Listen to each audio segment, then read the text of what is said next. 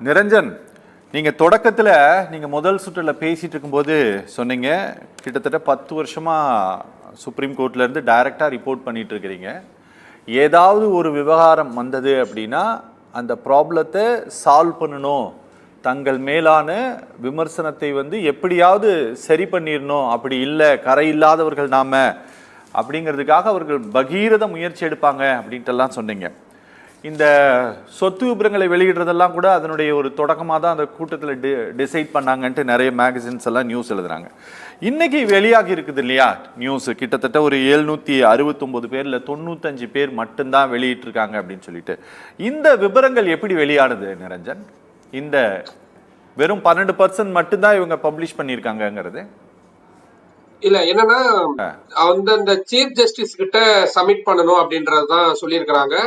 எதுவுமே இப்படியான விஷயங்கள் எதையுமே நீங்க மேண்டேட்டரி அப்படின்றது நீங்க ரொம்பவும், ஏன்னா அதுக்கான சட்டங்கள் எதுவுமே கிடையாது. இல்ல. 24 மணி நேரத்துக்கு மேல ஒருத்தவங்களை அன்னெசரியா சிறையில வச்சிருக்க கூடாதுன்றது சட்டமா இருக்கு. அதனால அதை ஃபாலோ பண்றோம். ஆனா சட்டம் இல்லாம இருக்கும் பட்சத்துல நீங்க மீண்டும் மீண்டும் வலியுறுத்தலை கொடுக்கலாம், ஒரு அழுத்தத்தை கொடுக்கலாம். சோ அதுதான் இப்ப நம்ம பேக் டு நிறைய விஷயங்கள் பார்க்கும் பொழுது, இப்ப நீங்களோ நானோ ஜுடிஷியல் மேலேயோ இல்ல நீதித்துறைகள் மேலேயோ நீதிபதிகள் மேலேயோ இல்ல நீதிபதிகள் வழங்கக்கூடிய தீர்ப்புகள் மேலேயோ உள்நோக்கம் கற்பிச்சா தவறு. கரெக்டா? அதுதானே உண்மை. நம்ம மேல சரி, நான் சொல்ல வேணாம், நீங்க சொல்ல வேணாம், பார்த்துட்டு இருக்க நேயர்கள் யாருமே சொல்ல வேணாம். ஜட்ஜுகள் இதுக்கு முன்னாடி நிறைய டைம் சொல்லியிருக்காங்க. நீங்க ஆரம்பத்துல ராகுல் காந்தி பெயரை சொன்னதுனால அதுல இருந்து எனக்கு நினைவுல சொல்றேன். நாக்பூர்ல கீழமை நீதிமன்றத்துல ராகுல் காந்திய தகுதி நீக்கம் செய்யப்படக்கூடிய அந்த 2 ஆண்டு சிறை தண்டனை கொடுக்கறாங்க. கரெக்டா? அப்போ சுப்ரீம் கோர்ட்ல அப்பீல் வராங்க. அந்த கேஸ நான் டைரக்டா ரிப்போர்ட் பண்ணேன்றதுனால எனக்கு அத்தனையும் நல்ல ஞாபகம் இருக்கு. சுப்ரீம் கோர்ட் ஜட்ஜி சொன்ன வார்த்தை, ஒரு நாள் கம்மியா கொடுத்திருந்தா கூட அவரு பதவி பறி போயிருக்காது, அவர் தகுதி நீக்கம் செய்யப்பட்டிருக்க மாட்டாரு. அந்த ஒரு நாள் ஏன் கூடுதலா கொடுத்தாங்கன்றது நாங்க கேள்வி எழுப்புறோம். இது என்னது? சுப்ரீம் கோர்ட் நீதிபதிகள் கீழமை நீதிபதி கொடுத்த ஒரு தீர்ப்புக்கான உள்நோக்கம் கற்பிக்கிறாங்க. அப்படிதானே நம்ம புரிஞ்சுக்கணும். ஒண்ணு. ரெண்டாவது, முரளிதர்னு நமக்கு தெரியும், ஒடிஷா ஹைகோர்ட்ல சீஃப் ஜஸ்டிஸா இருந்தாரு. அவர் கிட்டத்தட்ட கொலிஜியம் ரெக்கமெண்டேஷன் பண்ணி சுப்ரீம் கோர்ட் ஜட்ஜா வருவார்னு எல்லாராலையும் எதிர்பார்க்கப்பட்டது. One of the finest judge அப்படின்னு அவரை கொண்டாடினாங்க. அவர் ரிட்டையர் ஆகி வெளிவரப்போ இப்ப கூட நம்ம கூகுள் பண்ணி பார்த்தோம்னா, யூடியூப்ல போட்டு பார்த்தோம்னா, அவர் பணி ஓய்வு பெறும் பொழுது அவருக்கு எவ்வளவு தூரம் வரவேற்பு கொடுத்தாங்க, எவ்வளவு தூரம் இந்த கண்ணீர் மல்க பிரியா விடை கொடுத்தாங்கன்றதெல்லாம் பார்க்க முடியும். அவ்வளவு தூரம் one of the finest judge. இப்பவும் அவரு சுப்ரீம் கோர்ட்ல அட்வொகேட்டா, சீனியர் அட்வொகேட்டா பிராக்டிஸ் பண்ணிட்டு இருக்காரு. ஆனா அவர் ஏன் சுப்ரீம் கோர்ட்டுக்கு எலிவேட் ஆகி வரல, கொலிஜியம் ஏன் அவரை பண்ணல? இது ஒரு கொஸ்டின். கிட்டத்தட்ட இப்போ லாஸ்ட் டிசம்பர்ல பார்லிமெண்ட்ல அரசு கொடுத்திருக்கக்கூடிய தரவுகள் படி ஹைகோர்ட்ல கிட்டத்தட்ட 364 வேகன்சி இருக்கு. ஹைகோர்ட் ஜட்ஜுங்க சொல்றேன். டிஸ்ட்ரிக்ட் கோர்ட்ஸ்ல 5245 ஜட்ஜுங்க இன்னும் நிரப்பப்படாம இருக்கு. இது ஏன் நிரப்பப்படாம இருக்கு? 2 தினங்களுக்கு முன்னாடி ஒடிஷாவில முன்னாள் தலைமை நீதிபதி சந்திரசூட் ஒரு கான்பரன்ஸ்ல பேசும்பொழுது சொல்லியிருக்கிறாரு, யூபிஎஸ்சி மாதிரியே டிஸ்ட்ரிக்ட் ஹைகோர்ட் ஜட்ஜஸ் எல்லாம் ஹையர் பண்றதுக்கு நம்ம புது சிஸ்டம் கொண்டு வரணும், அது ரொம்ப வலுவா இருக்கணும், வெளிப்படைத்தன்மை. நான் மீண்டும் சொல்றேன் பாருங்க, வெளிப்படை.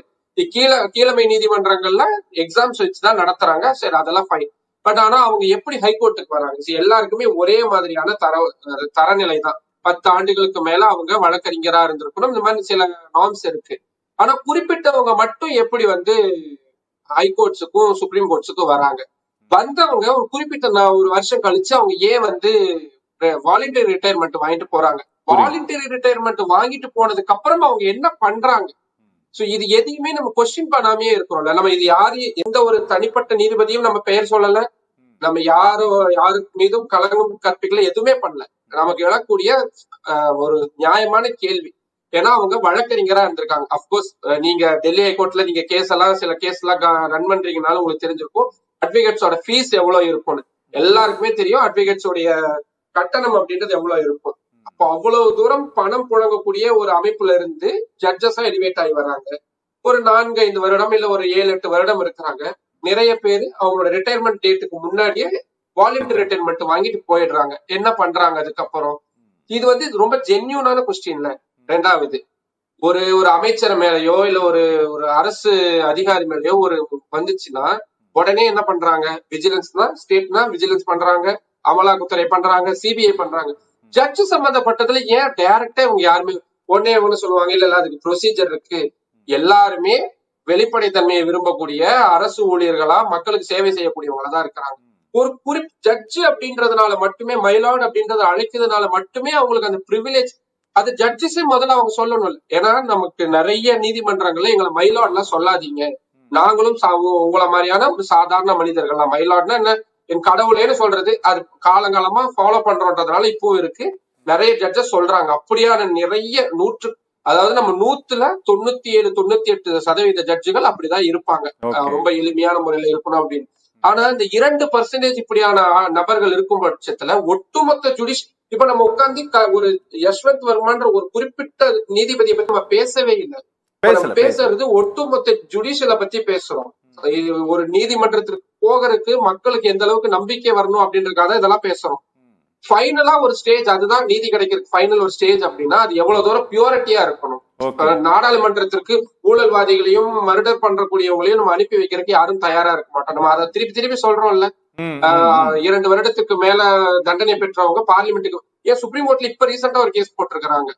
சுப்ரீம் கோர்ட் அதுக்கு நோட்டீஸ் இஷ்யூ பண்ணிருக்காங்க.